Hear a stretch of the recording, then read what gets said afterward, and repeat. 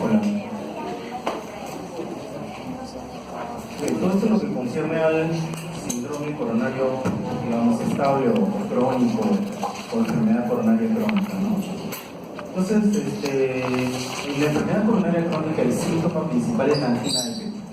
Entonces, cuando hagan anamnesis a un paciente y sospechen de que el dolor torácico sea de causa cardíaca, tienen que buscar los datos específicos de angina de pecho. Ese es, digamos, el síntoma clásico de la enfermedad coronaria crónica, ¿no? Y es el resultado, como dice ahí, del desbalance entre el consumo y la oferta de oxígeno. ¿Eso qué quiere decir? Que si el paciente hace un esfuerzo y necesita el miocardio más oxígeno, la coronaria tiene que estar permeable para darle más flujo, de acuerdo a la demanda.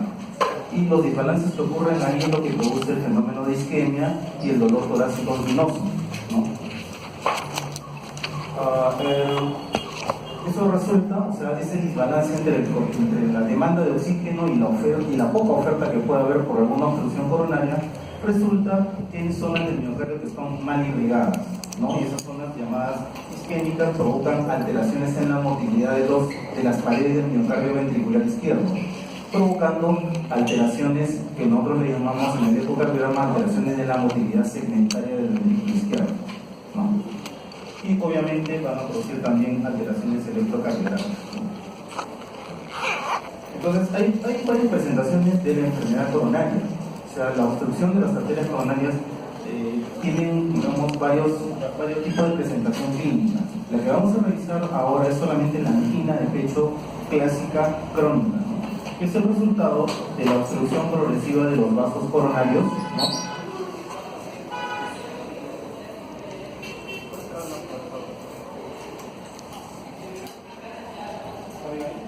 Sí.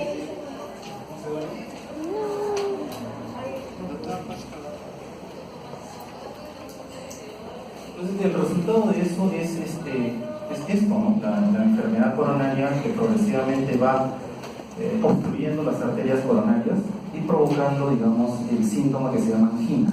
Esa angina, de acuerdo a la severidad de la obstrucción de las arterias coronarias, va a ser una angina muy limitante o una angina con buena capacidad funcional, ¿no? Y fíjense, hay varias maneras de cómo el paciente puede debutar con la cardiopatía isquémica, ¿no? Una de ellas es isquema silente, o sea que el paciente presenta isquemia sin tener síntomas, ¿no? Otra es la estable, que vamos a hablar ahora, la angina inestable, que es, digamos, un cambio brusco en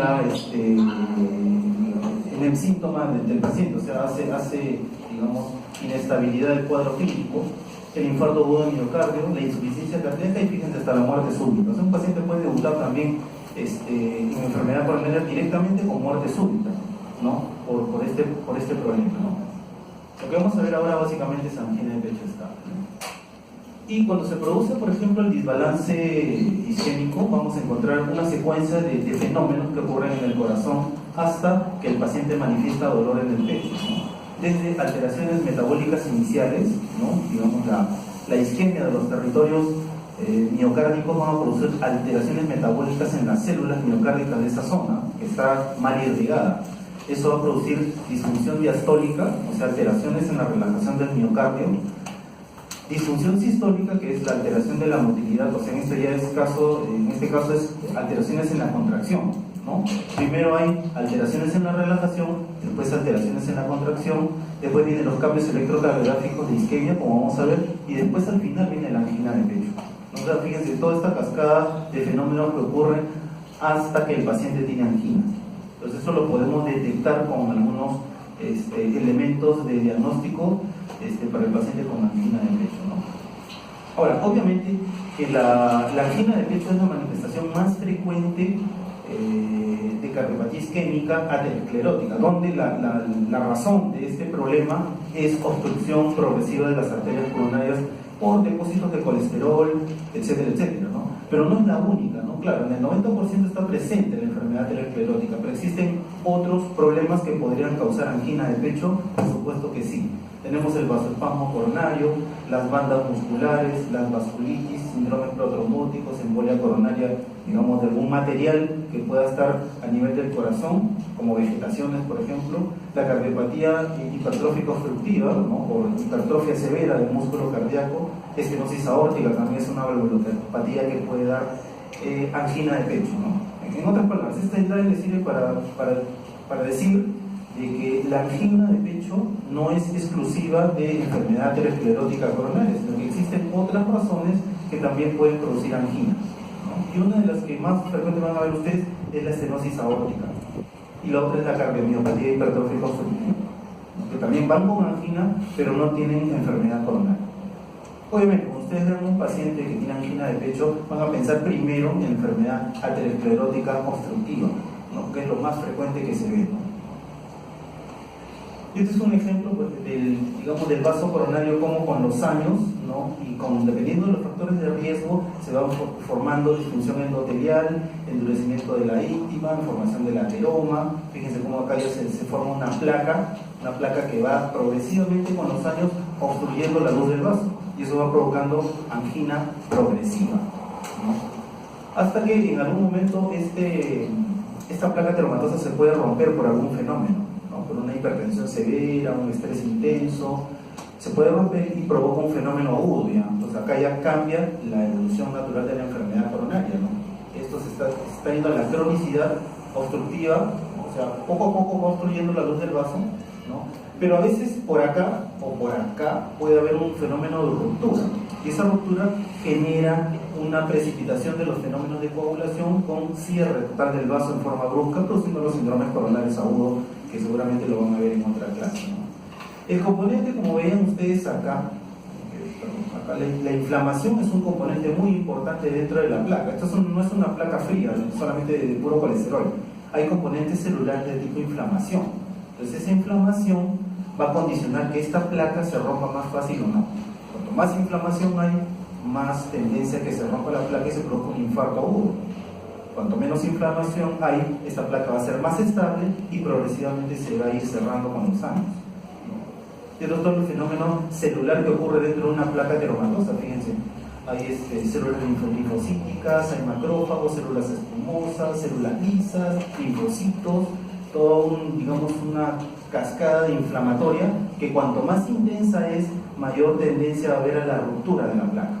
Más inflamación intraplaca, más tendencia a la ruptura y más infartos del miocardio.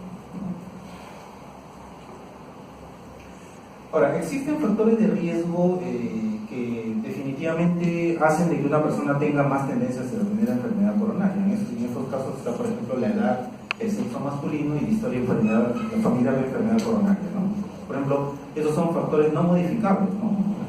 Digamos que la evolución de la edad de un paciente no la podemos cambiar. Tampoco podemos cambiar el sexo de un paciente. Bueno, sí se puede cambiar, pero en este caso no. Hablando hormonalmente no se podría, ¿no? Y la historia familiar también es un componente bastante fuerte del dato que te puede dar un paciente para el diagnóstico de enfermedad coronaria. Si es una persona que tiene antecedentes de papá muerto por infarto, hermano muerto por infarto, familia que son operados de corazón, tiene ese factor de riesgo muy importante para ese paciente, ¿no? Hay otros factores modificables, como son mayores, por ejemplo el tabaquismo, que sí lo podemos suprimir, la hiperlipidemia, que la podemos tratar, diabetes mellitus también la podemos tratar, la hipertensión también, la obesidad y fundamentalmente el perímetro abdominal, ¿no? Entonces estos son factores que nosotros podemos modificar, ¿no? Podemos decirle a la paciente que ya no fume, tratarle el colesterol, manejar bien la diabetes, ¿no?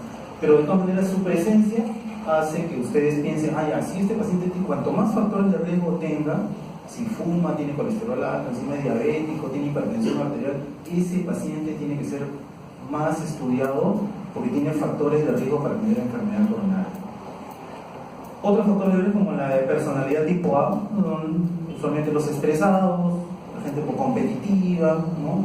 Los adrenérgicos también tienen su componente coronario, el estrés, anticonceptivo, bueno, una cosa para las damas, y fundamentalmente también el sedentarismo, ¿no? O sea, es una cosa importante entre los factores de riesgo, ¿no? Y hay otros factores de riesgo que no son muy comunes, usualmente son cosas raras, pero nos explican que en algunos pacientes que no son fumadores, que no tienen diabetes y no tienen colesterol alto, tengan infarto de miocardio. Ustedes van a ver, ¿no? La mayoría pues, de pacientes que tienen, es un fumador, tiene su enfermedad coronaria, el otro es hipertenso con diabetes, el otro pues tiene un colesterol pues tremendamente elevado, ¿no? Ya ese sí, pues lo más probable es que tenga su enfermedad coronaria, pero hay otros que no, ¿no? Hay pacientes jóvenes, 35, 40 años, no fuman, no toman, hacen deporte, ¿no? Una sola mujer, sin estrés, y sin embargo pues tienen enfermedad coronaria y se infartan. Entonces, no sé, se le pregunta por qué, ¿no? Porque hay algunas cosas que todavía no están bien investigadas y que son otros factores de riesgo que no son muy comunes, pero que pueden estar relacionados a la enfermedad coronaria, con la homocisteinemia, la resistencia a la insulina, incremento de las leptinas, el factor de necrosis tumoral alta y otras cosas más que ya son un poco más raras, ¿no? Pero eso es lo que explica que algunos pacientes, que ustedes vean, ¿no? Paciente joven, no fuma, no toma, todo bien, pero hizo una angina de pecho, cateterismo, a sala de operación. Pero qué raro, ¿no? Si él no fumaba, está sano, es así, ¿no? Hay algunos factores, y dentro de ellos también el factor familiar es una cosa muy importante, ¿no? Esto es el resumen de toda la clase, ¿no? La fisiopatología de la enfermedad coronaria, la oferta de oxígeno a través de la coronaria versus la demanda de oxígeno que le impone el corazón.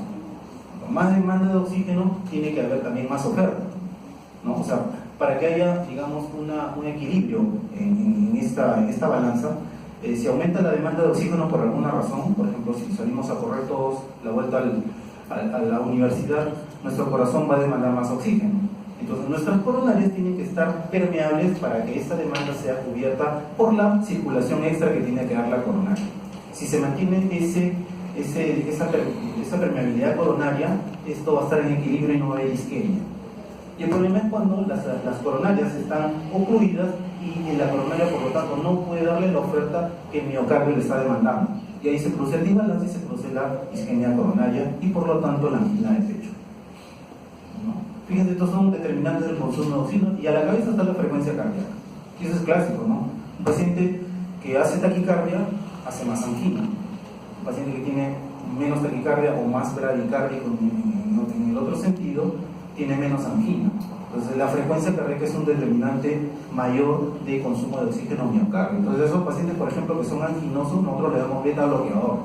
Entonces estás con 90 de frecuencia cardíaca y está con angina a las 3 cuadras, le das un beta bloqueador, le bajas la frecuencia cardíaca 50, 60 y puede caminar 4, 5, 6 cuadras, porque le estás disminuyendo la frecuencia cardíaca y por lo tanto le disminuyes el consumo de oxígeno.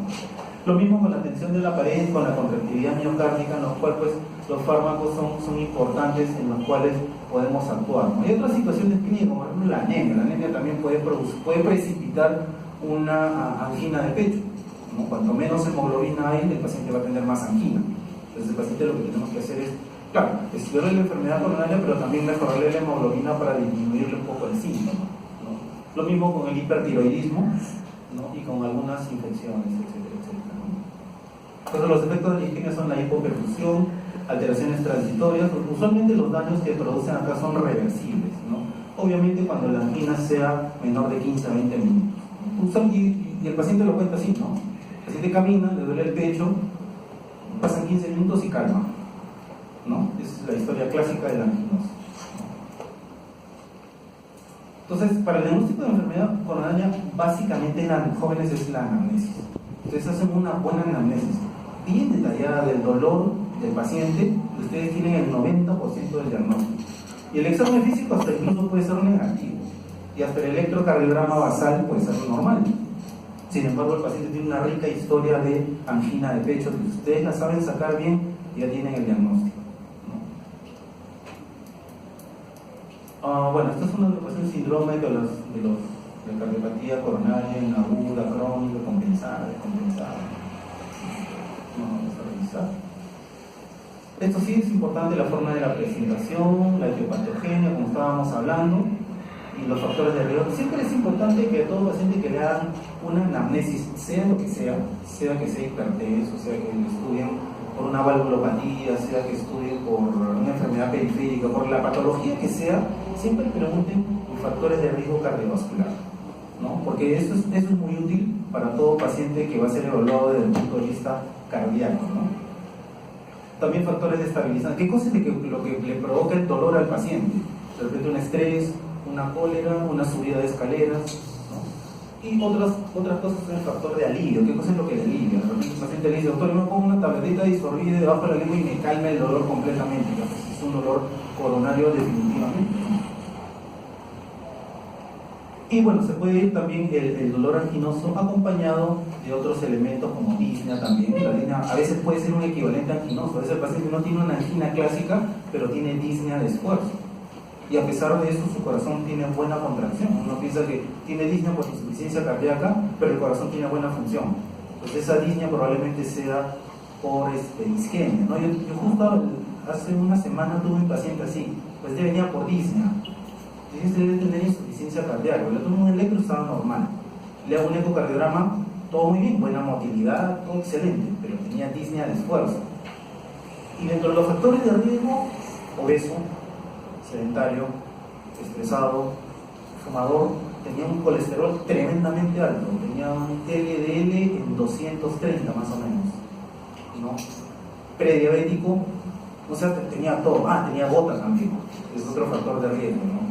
Entonces ese paciente con todos esos factores de riesgo y que me decía pues tengo disnea al caminar y al subir escaleras, ya eso no se interpreta como insuficiencia cardíaca, se interpreta como un equivalente de angina, ¿no? A veces no es totalmente anginoso, sino es solamente disnea.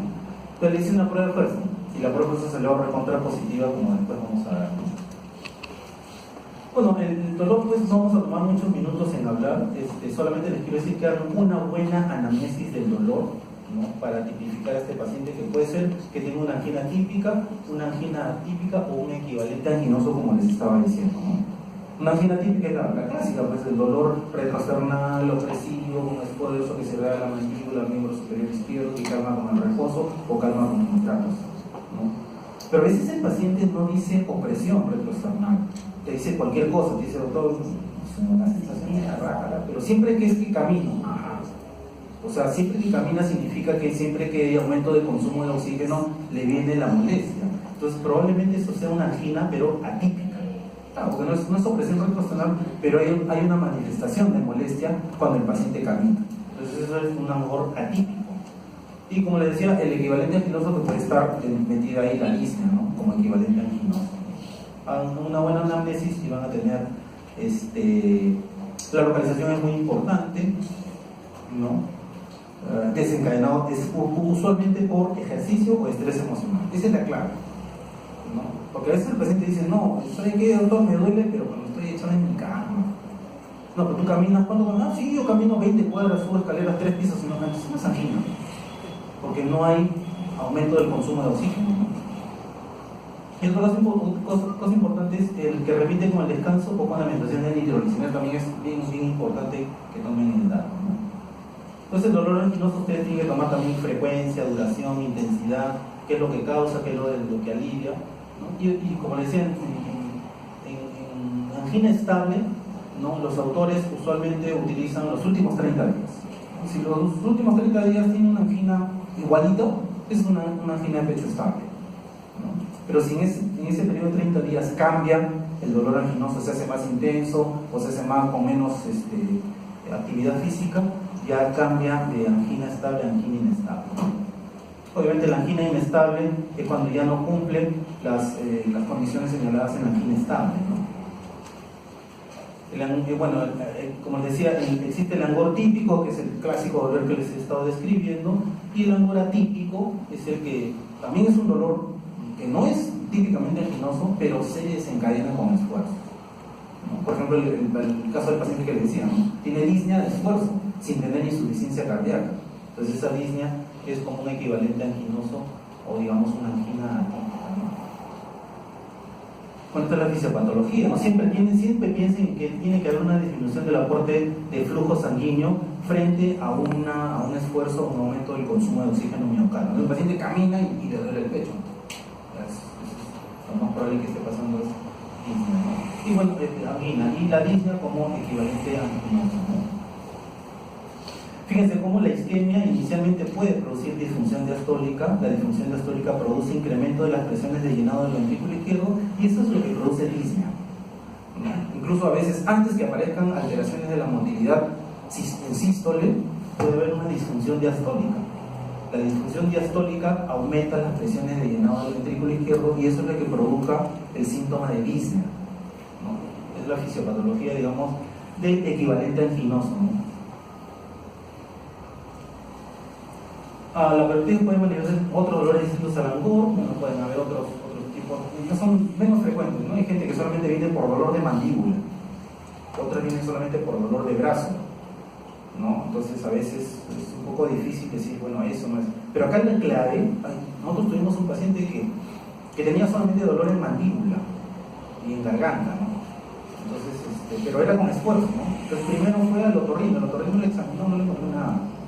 No tienes nada, tienes que ir al neumólogo. El neumólogo lo vio y tampoco le encontró nada. Bueno, como te duele el pecho cuando caminas, a ver, te vamos a hacer una broncofibroscopía y lo mandó a cardiología para un riesgo quirúrgico. Y a nosotros con esa historia dijimos, no, usted tiene dolor en la mandíbula y en el cuello cuando camina, es una angina. Entonces no le hicimos el riesgo quirúrgico y lo llevamos a la prueba de esfuerzo. En la prueba de esfuerzo sale isquemia coronaria. El paciente ya no fue a broncofibroscopía, sino fue un cateterismo. Entonces eso es muy importante, ¿no? Bueno, estas son las clasificaciones: estable, inestable, Prince-Metal, es una angina bastante poco común. Y bueno, la isquemia silente, eso también es posible, ¿no? Hay pacientes, por ejemplo, que se les coloca Holter, ¿no? Por algún motivo, pensando en una arritmia, y empieza a hacer cambios isquémicos en el electrocardiograma y el paciente no tiene ningún síntoma. Usualmente eso lo vemos en gente diabética. Los diabéticos pueden hacer isquemia silente, pueden hacer infarto silente, ¿no? Y eso también merece estudiar. Esta es la clasificación de la angina de pecho por la Sociedad Canadiense Cardiovascular, que la clasifica en 4 clases, ¿no? Este ya es, digamos, es parecido a la clasificación de la insuficiencia cardíaca, pero acá no es disnea, sino es dolor de pecho, ¿no? Y bueno, la clase funcional 1 es cuando hay dolor de pecho, pero con actividad física normal. Clase funcional 2, cuando el paciente tiene angina de pecho cuando aumenta su actividad física. Clase 3 es angina de pecho con esfuerzos mínimos, ¿no? Por ejemplo, peinarse, afeitarse, ¿no? Y clase 4 es cuando el paciente tiene angina incluso en reposo, ¿no? Entonces, nosotros podemos clasificar la severidad de la angina con la Asociación de Canadá, ¿no? Como les dije, acá podemos encontrar isquemia silente, cambios del ST sin angina, ¿no? Pero puede hallarse, por ejemplo, en el electrocardiograma y en el Holter, ¿no? A veces uno habla con el paciente y bueno, el paciente se va a hacer algún procedimiento y va al cardiólogo para un riesgo quirúrgico, miran el electro y tienen una tremenda isquemia. Y le preguntan, ¿has tenido alguna vez infarto? No, nada. ¿No te duele el pecho cuando caminas? No. Entonces una prueba de esfuerzo sale positivo. Este es el de la isquemia silente. Y es, fíjense, el 22.5% de la población masculina. Como les dije, el diagnóstico de angina es netamente clínico y para eso ustedes tienen que hacer una buena anamnesis. Haciendo una buena anamnesis tienen el 90% del diagnóstico de la angina, a pesar de que vayan ustedes a examinarlo y no encuentren absolutamente nada, y a pesar de que tienen un electrocardiograma recontra normal. El síntoma es básico, ¿no? Ahora, existe, cuando uno tiene un paciente de esta naturaleza que ya tiene angina desde el punto de vista clínico, a pesar de que no lo encontramos en el examen físico nada, el paciente va a ir usualmente a algunos test para desencadenar la angina. En este caso, por ejemplo, puede ser una prueba de esfuerzo. Entonces nosotros tenemos esta prueba de esfuerzo y tenemos que enviarlo al paciente con una probabilidad pretest, ¿no? O sea, si el paciente, por ejemplo, tiene una angina típica y tiene factores de riesgo coronario, la probabilidad pretest va a ser mayor frente a uno que no tiene ningún factor de riesgo coronario, es un paciente joven y cuya angina es atípica. Entonces, a veces a esos pacientes no los envías a prueba de esfuerzo, o a veces los envías a prueba de esfuerzo y no les encuentras nada, ¿no? Entonces, siempre hay que enviar a un paciente digamos, a uno de estos exámenes con una probabilidad pretest establecida, ¿no? Y para el examen físico, bueno, vamos a utilizar ocultación, pulmonar, presión, bueno, podemos encontrar un montón de cosas, pero el examen físico incluso puede ser normal, ¿no? Y eso no significa que no tenga enfermedad coronaria. Entre los exámenes auxiliares está el electrocardiograma de base, las enzimas cardíacas, ecocardiograma basal en reposo, la prueba de esfuerzo o ergometría. Podemos utilizar ecocardiograma de estrés, la perfusión miocárdica a través de medicina nuclear, resonancia magnética y finalmente angiografía coronaria, ¿no? Dependiendo, digamos, de la severidad de las obstrucciones, depende de la severidad del cuadro clínico, es lo que uno va a utilizar uno u otro examen cardiológico auxiliar, ¿no? EKG de la sensibilidad del 50% de pacientes sin dolor, y durante una angina de pecho puedes tener hasta un 90% de sensibilidad, ¿no? No solamente nos va a hablar sobre cambios isquémicos, sino nos va a valorar la presencia de necrosis. O sea, si tienes un paciente que tiene angina y le tomas un electro y le encuentras necrosis, pues ya tienes el diagnóstico.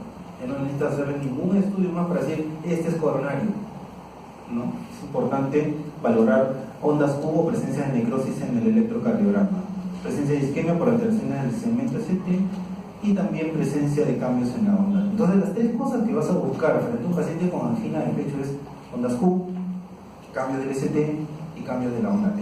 Esas tres cosas.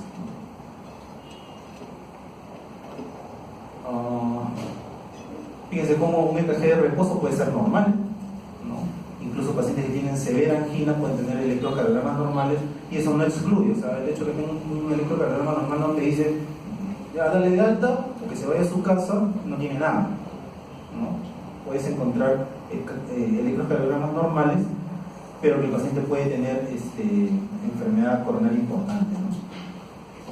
Sin embargo, los electrocardiogramas ayudan en cierta proporción, y fíjense cómo lo que tenemos que buscar acá son cambios del ST, ¿no? Normalmente el ST debería estar acá, y fíjense cómo el ST ha caído, ¿okay? Una caída súbita del ST en D2, acá en D3, en ABF, en la caída inferior, y fíjense cómo acá en B2, en B3, en B4, en D5, mira, el tremendo caída del segmento ST indicando pues una angina, pues es un diagnóstico cantado.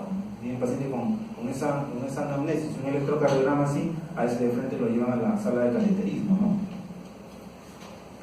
Pueden encontrar también electros así, cambios infra del nivel del ST, lo que llamamos isquemia subendocárdica. Pueden encontrar pacientes con trastornos de conducción, tipo bloqueos de rama, bloqueo de rama izquierda completo, con esa historia de angina, enfermedad coronaria, ¿no? Cardiopatía coronaria. Puede encontrar también supra del nivel del ST, ¿no? Lo que llaman la isquemia subepicárdica.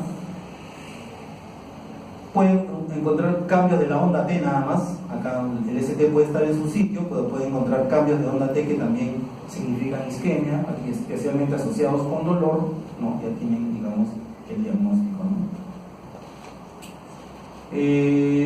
El ecocardiograma también nos ayuda en las alteraciones segmentarias de la contractilidad y fundamentalmente en la fracción de eyección, ¿no? O sea, como ustedes tengan un paciente con angina de pecho y que sospechen enfermedad coronaria, ¿no? Tienen que hacer una fracción de eyección a través del ecocardiograma. Entonces, la fracción de eyección te va a decir, este paciente es de alto riesgo y este paciente es de bajo riesgo. Si tiene buena fracción de eyección, 60%, 70%,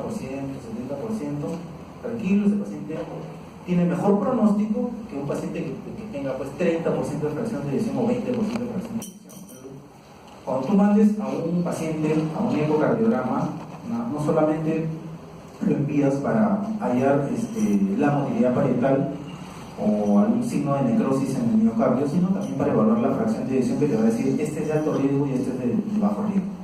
Si tiene una fracción de eyección baja, es de alto riesgo y hay que apurar las cosas con él, ¿no?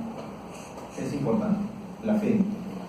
Bueno, la ergometría es, digamos, es de primera línea, es sospecha de cardiopatía isquémica, tiene una sensibilidad de 66%, un poco baja, y una especificidad del 77%, ¿no? Acá podemos encontrar alteraciones del EKG dinámica, supra, infra, desnivel. Bueno, una prueba de esfuerzo es un test de provocación. Si el paciente está con un electrocardiograma normal basal, en 60 por minuto, y te dice angina de esfuerzo, entonces tú lo subes a la faja, le provocas taquicardia, provocas el desbalance entre el consumo de oferta de oxígeno y se producen cambios del ST. Entonces ahí tienes una prueba positiva. Y lo interesante, por ejemplo, de la ergometría, que también te va a decir el pronóstico, no solamente te va a dar el diagnóstico de que es isquemia, sino te va a decir, Si es que el paciente camina, por ejemplo, 15 minutos y recién ahí hace la isquemia, ya eso es de buen pronóstico. Pero si este paciente solamente camina 1 minuto o 2 minutos y ya empieza a hacer isquemia, este es de mal pronóstico. Pues para eso también te sirve hacer una prueba de esfuerzo, no solamente para el diagnóstico, sino para el pronóstico, ¿no? Este paciente que le decía que le hice una prueba de esfuerzo, rápidamente en el primer minuto empezó a hacer cambios del ST. En el segundo minuto ya eran más evidentes y en el tercer ya tuve que pararlo porque los cambios del ST eran bastante severos y a pesar de que el paciente podía seguir caminando, a lo mejor paré, ¿no? para la seguridad del paciente. Entonces, eso te ayuda. Y el paciente ya debe estar entrando a cateterismo esta semana, ¿no? Bueno, el ecocardiograma ya hemos hablado, ¿no? Que permite evaluar la función sistólica del ventrículo izquierdo, la fracción de eyección, y fíjese cómo la fracción de eyección deprimida es un factor de mal pronóstico. O sea, tienes un paciente con fracción de eyección del 30%, ojo, ese paciente es de alto riesgo de morirse más adelante por un infarto o por una cardiopatía severa, ¿no? Estas son la descripción de los segmentos ST que ustedes pueden encontrar. Usualmente esta descripción del segmento ST con ST ascendente hay que estudiarlo un poco mejor, no necesariamente puede ser isquemia. Este que tiene el ST recto, caída del ST pero recto, esto sí es muy muy específico de isquemia coronaria, y este ST que es descendente hacia abajo también es muy característico de isquemia coronaria, ¿no? Entonces este es upsloping, habría que estudiar otras características más para determinar si es coronario o no, ¿no? Acá tienen una prueba de esfuerzo, miren en derivación B5, el ST está normal, fíjense después de 8 minutos de ejercicio como cae el ST con taquicardia, el consumo de oxígeno aumentado, y a los 5 minutos post ejercicio el ST nuevamente se vuelve a su lugar, ¿no? Entonces es una prueba positiva para isquemia miocárdica, ¿no? A los 8 minutos. Entonces la prueba de esfuerzo es muy importante para hacer el diagnóstico, ¿no? Útil en pacientes con moderada probabilidad de enfermedad coronaria, es una prueba sencilla de realizar, es barata. Y bueno, el problema de la prueba de esfuerzo es que no es una prueba, digamos, muy sencilla, demora un poco en preparar al paciente y no está exenta de complicaciones, porque dice, una prueba de esfuerzo, no es así. Hay pacientes que se han muerto en una prueba de esfuerzo, entonces hay que tener mucho cuidado, eso lo tiene que hacer el especialista, especialmente entrenado en pruebas de esfuerzo y tener un coche de paro incluso, ¿no? para poder desfibrilar al paciente frente a una isquemia muy precoz o frente a un ataque, porque el paciente también puede hacer arritmias malignas durante la prueba de esfuerzo, hace una taquicardia ventricular, se viene al suelo y el paciente se muere. Y si no tenemos la capacidad de desfibrilar, no tenemos un desfibrilador a la mano, el paciente se puede morir en sala de ergometría, ¿no?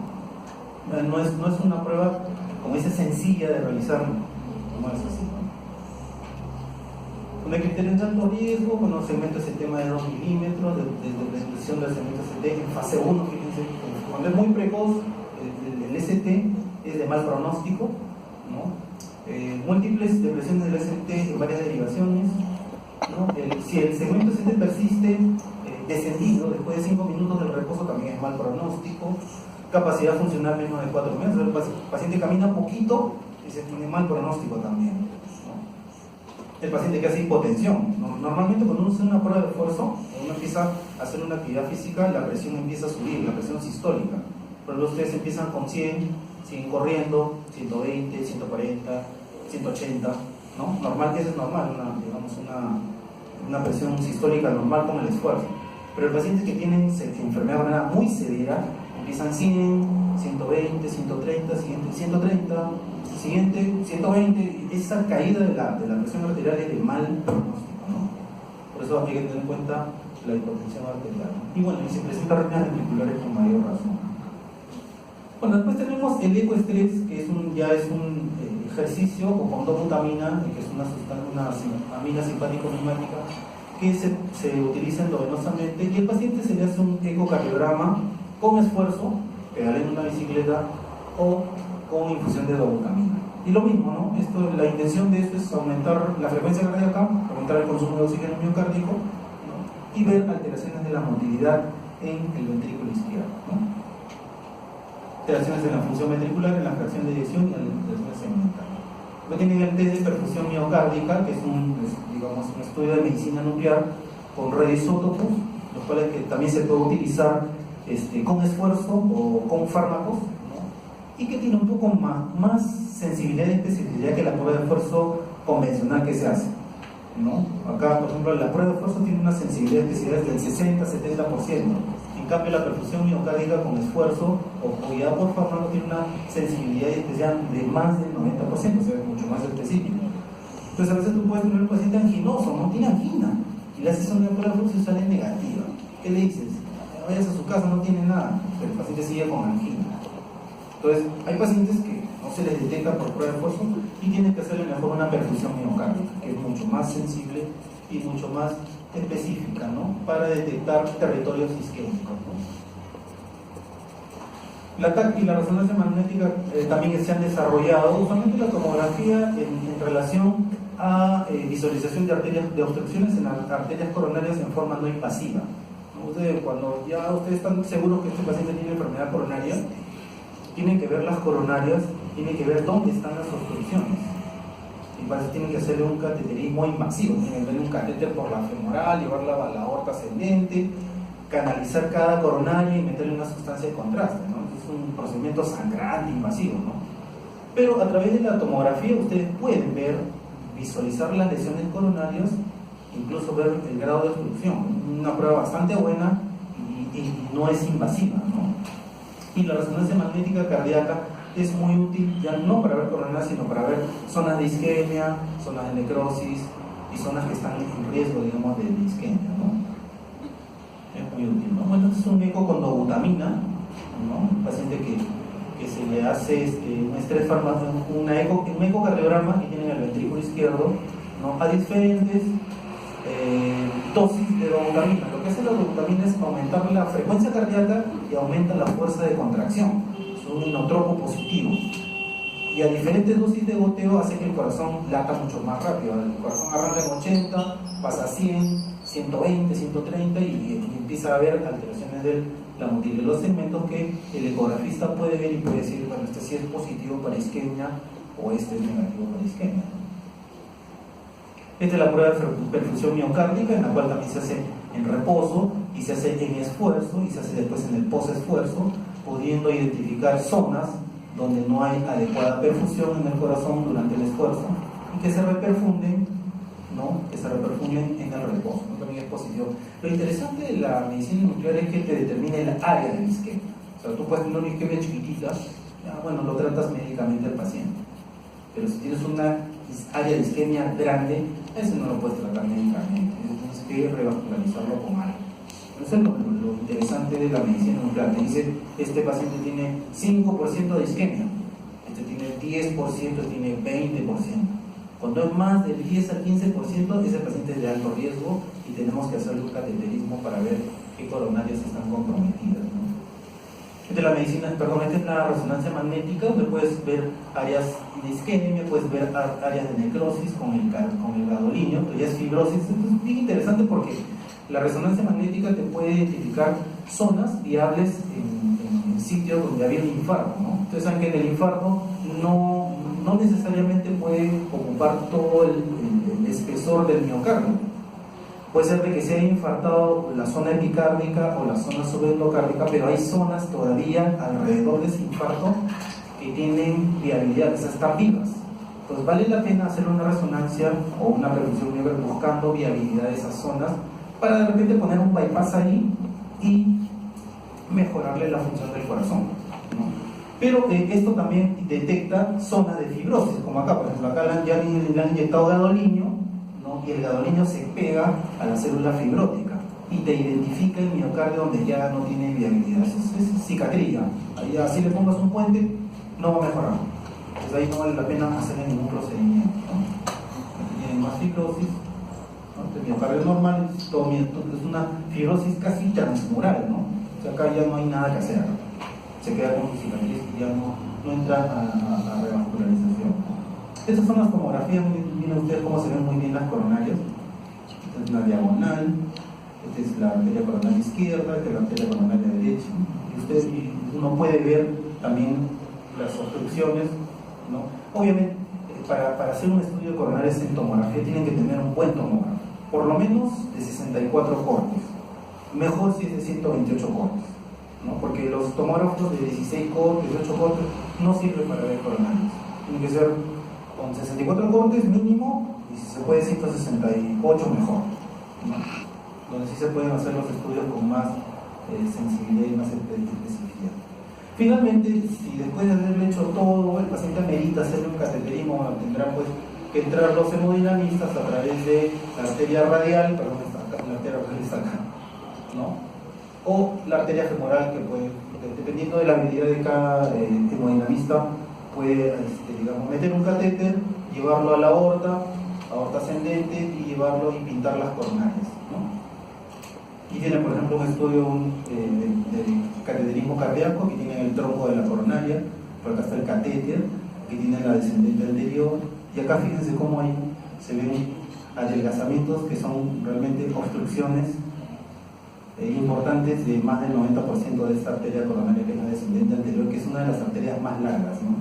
Y fíjense cómo las obstrucciones son bastante proximales y asequibles a una dilatación, ¿no? Aquí tienen una coronaria derecha, también con una obstrucción acá en el tercio superior, bastante segmentaria, larga, ¿no? Y el resto del vaso con buena irrigación, ¿no? Entonces, el gol estándar del diagnóstico de enfermedad coronaria es un cateterismo cardíaco. Entonces, si usted quiere estar seguro de qué lesiones tiene y dónde están y cuán severas son, tienen que hacerle un cateterismo al paciente, ¿no? Y para eso hay que estar bien seguro, pues eso, como es un método invasivo y también puede tener sus complicaciones, entonces hay que estar seguro de que el paciente va a entrar a un cateterismo con una buena presunción diagnóstica, ¿no? Entonces acá podemos determinar la anatomía coronaria, número de datos afectados, localización de las lesiones, severidad de las lesiones, circulación colateral, los flujos y ya con eso tú dices, ya este paciente sí pues, tiene que operarse el corazón, a este le vamos a hacer otro procedimiento, etcétera, etcétera. Bueno, la coronografía, son algunos resultados estadísticos que se pueden encontrar, ¿no? Y bueno, ¿y qué hacemos con este paciente que ya tiene diagnóstico de enfermedad coronaria, ¿no? La idea es prevenir eventos cardíacos mayores, infarto de miocardio y muerte cardiovascular y prolongarle la vida, ¿no? Ustedes con el tratamiento que van a dar al paciente con enfermedad coronaria no lo van a curar, solamente van a evitar de que se complique los vasos coronarios o que digamos, se rompan las placas y van a evitar que haga eventos cardíacos súbitos que amenacen la vida, ¿no? Obviamente también reducir los síntomas. Un paciente que tiene una angina al caminar 2 cuadras tenemos que mejorarlo para que se pueda, digamos, reinsertar en su actividad normal, física y laboral. Entonces, entre el tratamiento está las modificaciones del estilo de vida, la exclusión de factores de riesgo precipitantes, el tratamiento farmacológico y la cirugía o la angioplastía, cualquiera de las dos, la cual esté más indicada. ¿Cuántos son medidas? Cambio de estilo de vida, pues si el paciente fuma hay que quitarle el tabaco, si está gordo hay que bajarlo de peso, tiene colesterol, darle para el colesterol, si tiene hipertensión, ¿saben qué? Modificarle el estilo de vida, ¿no? Hay que reeducar a ese paciente, ¿no? Es un poco difícil, pero hay que hacerlo con paciencia y con ahínco, ¿no? Descartar problemas precipitantes de angina como una anemia, fiebre, infecciones, hipertiroidismo, frecuencia cardíacas altas, etc. Fibrilación auricular, por ejemplo, y utilizar beta bloqueadores, ¿no? Para el tratamiento farmacológico usamos beta bloqueadores que mejoran el pronóstico del paciente, estatinas para el colesterol, inhibidores CK, HORA2, disfunción ventricular y los antiplaquetarios que han demostrado prevenir eventos cardiovasculares agudos, ¿no? Y los que reducen los síntomas son básicamente los nitratos, el isorbil, el isoforbil, calcio antagonistas como el diacetyl o el amlodipino y algunos anticoagulantes dependiendo de la patología de fondo del paciente, ¿no? Ahora, todos estos fármacos han demostrado beneficios en el paciente con angina de pecho, enfermedad coronaria, metilengacilina, clopidogrel, ticlopirina, heparina bajo peso molecular, bueno, estos son casos agudos, inhibidores CK, beta bloqueadores, o sea, todos los fármacos tienen de alguna manera beneficios en el paciente, ¿no? Y lo que se estipula en la orden estable es, de hecho, tratamiento antitrombótico. Un paciente que ustedes tienen con angina de pecho y enfermedad coronaria, tienen que darle aspirina, ¿no? Porque la aspirina está demostrado que previene eventos cardiovasculares, ¿no? o otro tipo de antiadherente plaquetario si es que no soporta aspirina, que puede ser clopidogrel u otro antiadherente plaquetario, ¿no? Tratamiento antisquémico, obviamente, si el paciente tiene angina, tienes que darle un tratamiento para aliviarle la angina, ¿no? Estabilizadores de placa, o sea, tienes que evitar de que esa placa siga creciendo y siga obstruyendo lentamente la luz del vaso, ¿no? Y finalmente, el tratamiento invasivo de acuerdo al riesgo del paciente. En el paciente de alto riesgo hay que hacer un cateterismo y probablemente una dilatación con angioplastia, ¿no? Antiadherentes plaquetarios tienen la aspirina y la alternativa tienen clopidogrel o diclopidina o ambas cosas, ¿no? Bueno, esto es solamente para decirles cómo la aspirina es un buen fármaco para prevenir eventos cardiovasculares en pacientes de alto riesgo, ¿no? Todos los estudios a diferentes dosis, fíjense cómo hasta 75 miligramos puede ser beneficioso dar en dosis bajas en pacientes con enfermedad coronaria obstructiva. Para la angina de pecho, beta bloqueadores a la cabeza. O sea, si usted tiene un paciente con angina y le quieren calmar la angina, el beta bloqueador es de elección. Y si tiene hipertensión, con mayor razón. Hipertenso con angina, primera elección, beta bloqueador, ¿no? Porque el beta bloqueador te disminuye el consumo de oxígeno en el miocardio, te baja la angina de pecho y el paciente puede caminar más. Y te baja la presión arterial también. O sea, mata dos pájaros de un tiro. Hipertenso con angina, primer lugar, beta bloqueador. Ahora, hay pacientes que no toleran beta bloqueador porque de repente son asmáticos, qué sé yo. Entonces tienen la alternativa de utilizar calcio antagonistas, ¿no? Cuando hay contraindicaciones de beta bloqueadores, calcio antagonistas, ¿no? En pacientes con sospecha de espasmo, también calcio antagonistas, ¿no? Inhibidores SECA, si el paciente ya tuvo un infarto, tiene insuficiencia cardíaca, en los hipertensos, en los diabéticos, los inhibidores SECA también son de bastante ayuda, ¿no? Y si el paciente tiene crisis anginosas severas, puedes utilizar nitratos vía oral o nitratos sublinguales, ¿no? Bueno, estas son las dosis de aspirina en diferentes dosis. Nosotros usualmente utilizamos, la dosis más baja es 81 miligramos, ¿no? En Estados Unidos usan 81 miligramos y en Inglaterra utilizan 75, hasta 75 miligramos, ¿no? Nosotros utilizamos 100, aquí solamente hay aspirina de 100 miligramos. Betabloqueantes tenemos atenolol, cualquier betabloqueante que ustedes manejen puede ser de utilidad, inhibidores SECA como en el enalapril, y no se olviden las estatinas como la atorvastatina u otros fármacos, ¿no? Estabilizadores de placa, que tenemos las estatinas, ¿no? Estos son todos los estudios que han aparecido para prevención primaria y prevención secundaria, en los cuales dar estatinas es beneficioso para prevenir fenómenos de placa, ¿no? Que tienen la placa aterosclerótica. Como le dije, lo que hace, por ejemplo, la enfermedad coronaria, cuando hay mucha inflamación acá en el centro lipídico, hace que esta capita de acá se ponga bien delgada. Y cuando se pone bien delgada o muy adelgazada, es proclive a romperse a la luz del vaso coronario y producir un síndrome coronario agudo. Entonces, lo que hace la estatina no solamente es bajarle el colesterol sanguíneo, sino también te aumenta el grosor de esta capa que está por encima del núcleo lipídico. O sea, te produce nosotros le llamamos estabilización de la placa, ¿no? Y esta placa, que acá estaba delgadita por el gran efecto inflamatorio, aquí esta placa se vuelve más gruesa por el efecto antiinflamatorio que tiene la atorvastatina, o en general las estatinas. Entonces, las estatinas las llaman también no solamente hipolipemiantes, sino antiinflamatorios. Entonces, son antiinflamatorios de la inflamación intraplaca, ¿no? Haciendo que esta placa no se rompa fácilmente. Entonces, por eso la estatina es muy importante darle a pacientes con enfermedad coronaria. Tienen simvastatina, atorvastatina, rosuvastatina y una asociación ezetimibe-simvastatina, que es, digamos, hay pacientes que no toleran las estatinas porque empiezan a hacer mialgias, empiezan a elevar la CPK, aumentan transaminasas porque estas drogas no son inocuas. Entonces, necesitamos bajarle la dosis, ¿no? Pero bajarle la dosis a veces no hace que el paciente llegue a una meta de colesterol que uno quiere. Entonces, en esos pacientes podemos utilizar estas asociaciones ezetimibe-simvastatina, que este es un fármaco que captura el colesterol de la luz del tubo intestinal y evita su reabsorción. Entonces, botas colesterol por las heces, ¿no? Y la dosis de simvastatina es menor para evitar los efectos colaterales. Entonces, pueden utilizar ustedes monoterapia con estas tres, o pueden utilizar terapia combinada con estas dos, simvastatina con ezetimibe, ¿no? Yo tengo más experiencia, soy más sincero, con estas dos A mí me gusta utilizar más monoterapia, me siento más seguro dándole monoterapia que terapia combinada, pero bueno, hay pacientes que no toleran solamente monoterapia, hay que darle terapia combinada.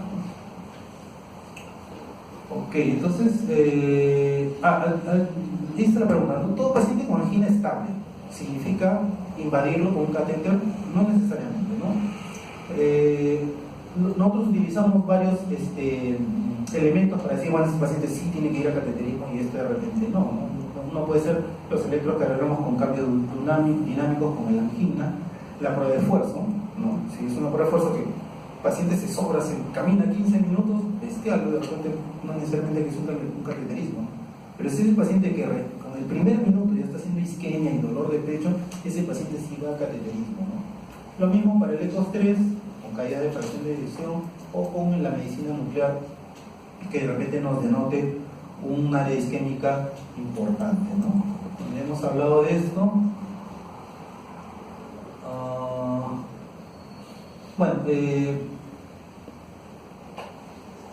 Las lesiones coronarias y su pronóstico es una cosa importante, ¿no? O sea, ya, hacemos un cateterismo y encontramos lesiones. Toda lesión tiene que ser tratada, no necesariamente, ¿no? Nosotros hablamos de cuando las lesiones son más del 70% ya son significativas. Y eso ya está aumentando la mortalidad de los pacientes. Estas lesiones son las que se tienen que revascularizar, ¿no? Lesión de tronco, fíjense. Lesión de tronco tiene que ser sí o sí revascularizada. O sea, estamos hablando de tronco de coronaria izquierda, ¿no? Que es una lesión muy importante. En general, las lesiones de las arterias de más del 70% también tienen que ser tratadas, también dependiendo del tipo de lesión, de la localización y del tipo de arteria, ¿no? O sea, acá también entra el concepto anatómico, si la arteria es susceptible de revascularizarla, si tiene buenos lechos o si tiene las lesiones muy accesibles para que de repente con un catéter se puedan abrir, ¿no? Y eso depende mucho de la anatomía y de la experiencia del hemodinamista o del cirujano, ¿no? Vamos a hablar de la calidad de vida. Estos son, por ejemplo, los objetivos de factores de riesgo en pacientes con enfermedad coronaria. Tenemos que tratar de aumentar el HDL a 60, mantener una presión arterial en menos o igual a 130 en un 80, si es diabético, glicemias normales y una hemoglobina glicosilada de menos de 6.5. Si decidimos revascular un paciente, hay estas tres alternativas: o una angioplastía sola, que ya no se usa mucho, angioplastía con stent, que es lo que se está usando más, o cirugía de derivación coronaria con bypass. Esta es la angioplastía con stent. Miren, acá está la coronaria obstruida, ¿no? Entonces acá entran con un catéter a la coronaria, con un baloncito, inflan el balón a nivel de la obstrucción, retiran el balón y le ponen después este resortito que es como un stent para evitar la restenosis, ¿no? Obviamente este sistema es mucho mejor, el paciente no tiene que estar hospitalizado muchos días después de una cirugía, después de 2 días se puede ir a su casa, ¿no? Es un procedimiento más soportado por el paciente, ¿no? Pero tiene también sus indicaciones, ¿no? Aquí tienen la angioplastía, ¿no? Tienen la arteria coronaria, acá la están dilatando, ¿no? Hasta que le dejan un resortito que le llaman stent, ¿no? Aquí fíjense, tienen una arteria coronaria derecha y acá tienen una lesión grande segmentaria, ¿no? Que le hacen un cateterismo. Después le hacen una dilatación con stent, aquí está la guía, ¿no? Y bueno, ahí le han colocado ahí, acá no se ve, acá sí se ve, un stent proximal con buen resultado, ¿no? Y ahí queda, ¿no? No hay necesidad de abrirle el pecho al paciente ni nada por el estilo. Sin embargo, hay pacientes pues que sus arterias coronarias no son abordables técnicamente y el hemodinamista no puede colocar stents. En quienes, por ejemplo, se prefiere una cirugía cardíaca, usualmente en pacientes que tienen lesiones multivaso, mejor es ponerle bypass que estar haciendo las angioplastías. Y especialmente en diabéticos. Los diabéticos con enfermedad multivaso, mejor es cirugía de revascularización con bypass coronario, como ven acá, ¿no? Tienen la lesión coronaria, ya que tienen un bypass que va desde la aorta hasta la zona distal de la coronaria derecha, y lo mismo acá a la zona distal de la descendente anterior. Acá están las lesiones y aquí está el bypass coronario, ¿no? Pues con esto el paciente se mejora su calidad de vida y bueno, pues hay que darle tratamiento médico, ¿no?